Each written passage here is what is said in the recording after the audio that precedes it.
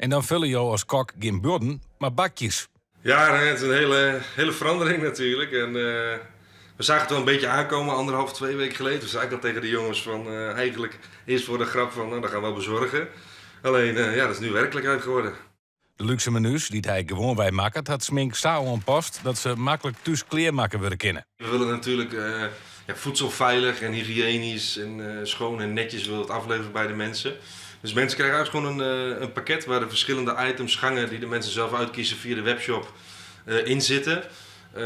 Dat is ook nog 2-3 dagen goed te houden voordat je het eventueel zou willen eten. En dan hebben we eigenlijk een soort van stappenplan erbij, die je helemaal stap voor stap moet volgen. En als je die gewoon aanhoudt, heb je op het eind van de rit, eind van de avond, heb je heerlijk gegeten. Ja.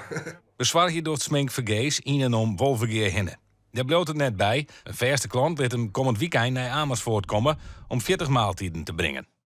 Die had ik niet zien aankomen. Ik dacht misschien 10, 12 is leuk, weet je wel. Dan kunnen hun de bezorgkosten een beetje delen. Dan is het leuk voor iedereen. Maar 40 is een hele hoop, maar daar zijn wij weer blij mee natuurlijk.